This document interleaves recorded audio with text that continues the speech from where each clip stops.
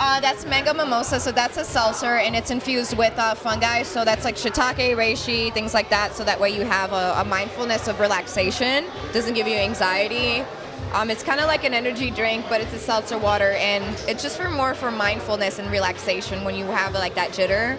Yeah. You don't want that crash, and you don't want the sugar crash. Right. That's what it's for, because there's blue agave, and then there's other ones that are infused with THC in them. Okay. So there's a couple of Delta 9 Sublime. This one's good, and that's Nyaja's favorite, actually, the mango and Ditta's. Can I take this? Yeah, you could take it. You want to drink it? Yeah. Open it. All right, let's crack it open. Yeah. Let's get this party started. I'm actually going to record this. Let's see, for my sponsor. Yeah, go ahead. Tell me what you think. All right. We got the mango mimosa. That's nice. I love seltzer, so. Yeah? Yeah, it's an easy sell for me. It really is. And how's the taste and the flavor? It's good. It's not too strong. It's not too sweet. It's got a good hint. I like it. Nice little punch, right? Yeah, and it's refreshing, sure. right? It is, yeah. I love that you like it. Shout out to Happy Man. Shout out to them. I love that. And so we're gonna get started. So guys, welcome to Illy's Corner. We're live at the Penthouse. We got the sponsors, The Matrix, The Playlister, and DigiWax. And we're with a friend, actually, and this is Kai, right? Yes, how are you?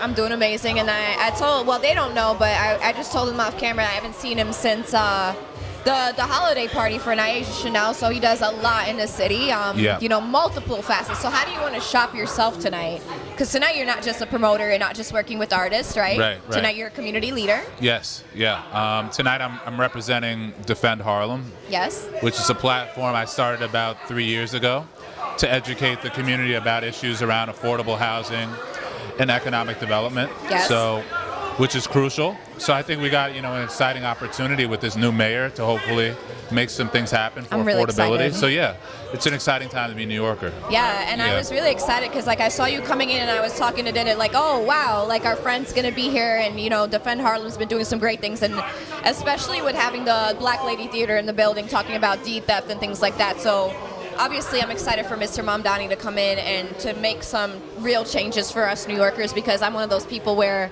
I live in Park Slope and I'm getting pushed out. I got pushed out of 4 of my neighborhoods already due to unaffordability. Yeah. And I'm in Kensington now, and unfortunately, I love my neighborhood, and that's a Brooklyn neighborhood that nobody really knew about unless you're a part, like a New Yorker. Right. And now right. it's being gentrified beyond belief. Yeah. And it's a historical neighborhood, right. and they put city bikes in the. How do you feel about the city bikes? Because they put city bikes in my neighborhood, and I flipped out. I was like, oh my god. You think city bikes are like a sign, like it's going down? Yeah, when I see city bikes, I see gentrification. So city bikes and a Starbucks, it's over. Oh my god. Yeah. Yeah. In my neighborhood in Jamaica, Queens. Okay, gotcha. When I realized that we had 2 Starbucks, because I started, at Hall of Fame Studios. Okay. And being from that original crew from the 90s and seeing certain things like that is just appalling. When I saw that we had 2 Starbucks in Jamaica, we lost everything. A lot of black businesses and friends that I knew, including in the art space especially, lost their businesses due to rent hikes. Yeah. So what are you guys doing for that? And what do you think, are you a part of that, trying to control or stabilized housing, or what are you doing? Yeah, that's a great question. So what we're really trying to do is focus on the people making between minimum wage and $70,000 a year. Thank you, because we need representation, because we feel lost, and I'm one of them.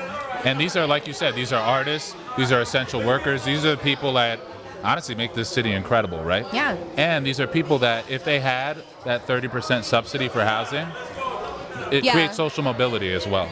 So that's really what we're focusing on. Because honestly, I'll use my own story, not to offend others, right? But let's say I made above 65K but below 75, right? And in between, and I get declined for a 1-bedroom apartment because I don't make enough as an individual anymore in New York City. That was never heard of 10 years ago. No. Right? When I was in my early 20s, 10 years ago, I was 26 years old 10 years ago. Mm-hmm. That was unheard of, right? Yeah. And, just me being a millennial and being from the 80s and us being within the same age group, right? We're the ones that are struggling now, not just Gen Z and Gen Alpha, but millennials the most. For sure, yeah. Because our parents don't believe that we're struggling, because they're the boomers and they got all the benefits of what America was. Yep. and we're the ones stuck in the middle and trying to like salvage whatever it is, and then either Gen Z is either working towards greatness or ruining it, right, on two opposite spectrums. So what do we do for that? Yeah, like I think it's really about creating like workforce creative housing, where you give subsidies to people that are residents that make in between that, that only pay 30% of their income towards housing. That would help us beneficially, because honestly, with Americans, like I think about, man, I'm at 60K and I can't get help for anything, right? Exactly. And I'm struggling. And then when the government touches me, I'm coming home with really like 40K. And you can't save money or invest for your future. No, and out of that 40K, maybe about 32 of that's rent. Right, exactly.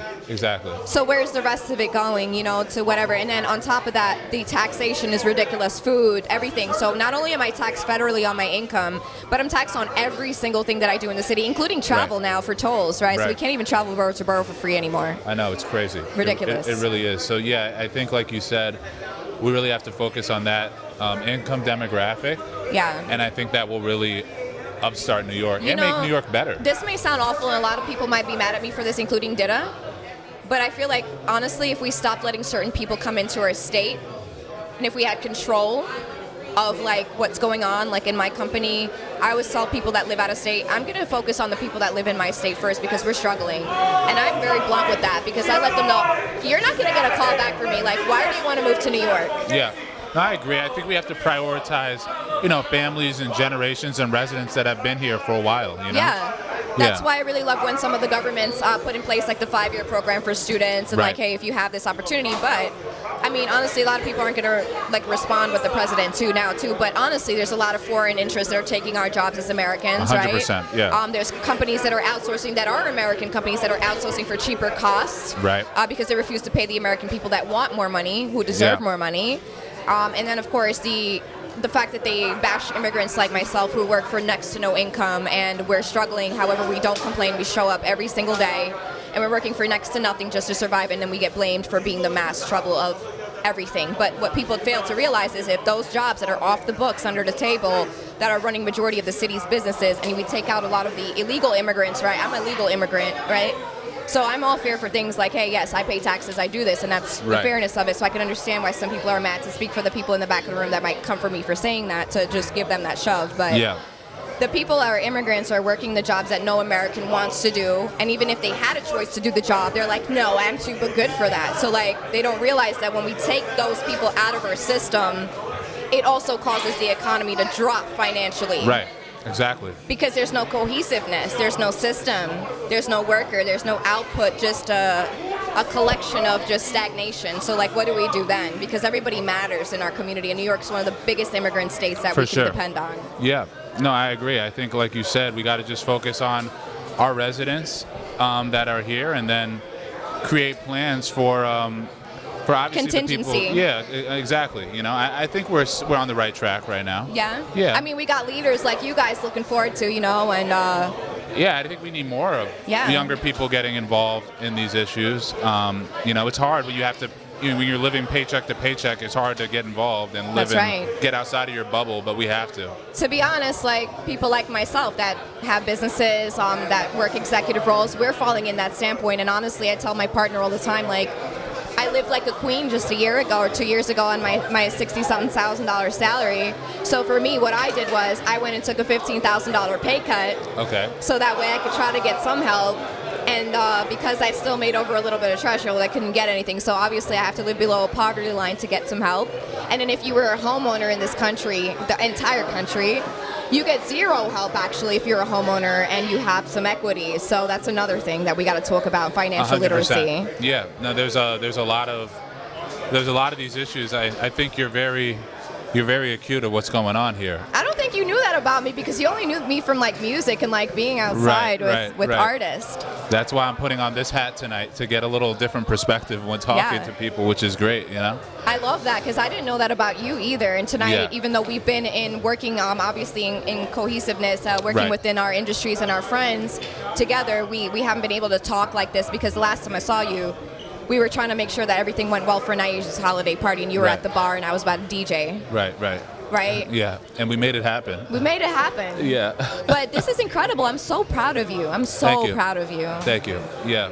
And look, there's a lot of work to be done, but like I said earlier when talking with Hoffa TV, I think there is I feel a new energy in New York right now. That's right. I have to be optimistic or I'll lose my mind, but I do feel a new hope. I'm happy that I got that man standing behind camera sometimes, because I sometimes lose it with the rabbit hole of what's going on in the city, especially for train, because I'm a woman. And honestly, like, I had to go to court the other day and I left my pepper spray, and my family's military police, and so my aunt gave me pepper spray from the police department. Yeah. And she said if you get caught with it, like, just tell them that your family's cops and like you have it to protect you because you're traveling late at night. Right. But the fact that I'm from the 90s in America, in New York City, and I've lived in South Jamaica, Queens, Best Side, all of it. Right. Going up to West 125th Street. Yeah. Meeting random people and strangers after leaving Ditta's house on Old Castle Road and going into random basement studios. Yeah. Never, ever in my life did I feel more unsafe than I ever did before in my life in this day and age than I did in the 90s. Why do you think that is?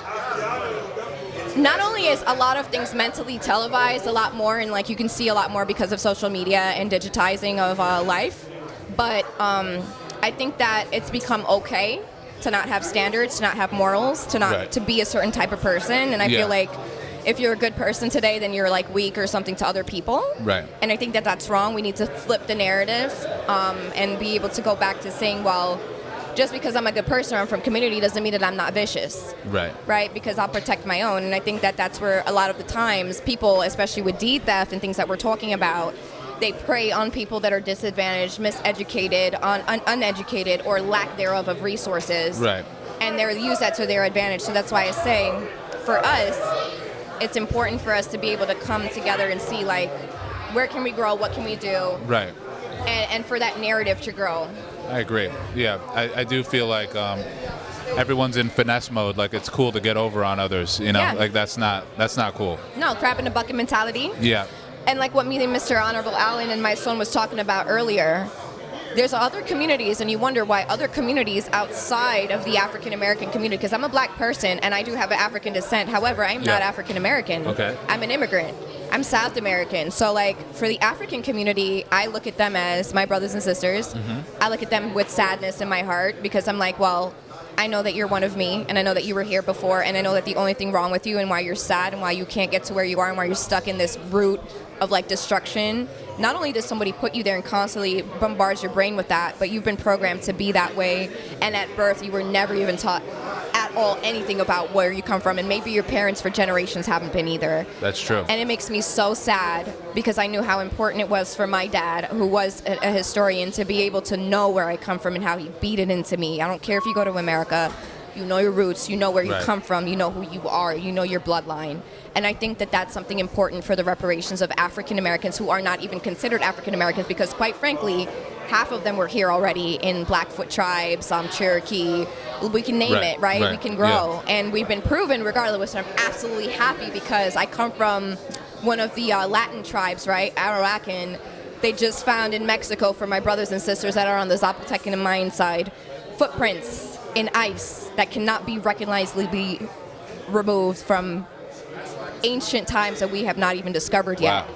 We just rewrote history. Wow. And they just sold themselves that, Columbus never was here before. It was like the Mexicans and all those tribes that were there before. Yeah. So now I want to know if those footprints were from Mayan tribes, and where did my families go? Right. Right. So that's another thing that I feel like so many parts of the Americas, we don't know where our tribes went. Well, guess what? We're here still. Yeah. We just got to find them. Seneca Village, come on. I know. Right here in our city. I know, crazy. We don't even got to talk about Oklahoma. Yeah.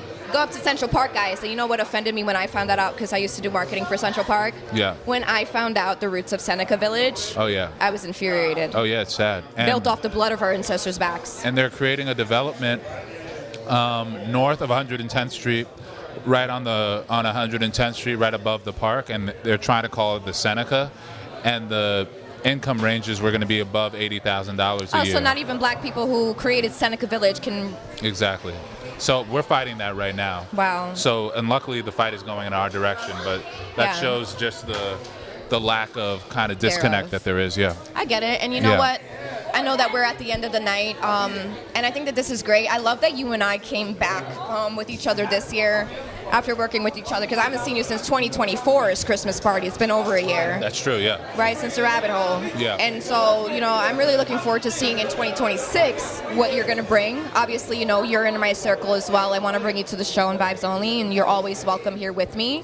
Great. I want to talk to you about more things and see, if I could even help you guys in what you're doing and creating a bigger voice as well throughout the city. Please, that would be amazing. Yeah? Yeah, 100%. Well, I know where to find you, but my Definitely. fans don't know where to find you. So, Kai, tell them where to find you at. For sure. You can find us on young.atlas, and that's where we do our events, concerts, and promotion. And our community work is defend.harlem on Instagram. And if you want to become a member, there's a form in our bio on defend.harlem that you can check out.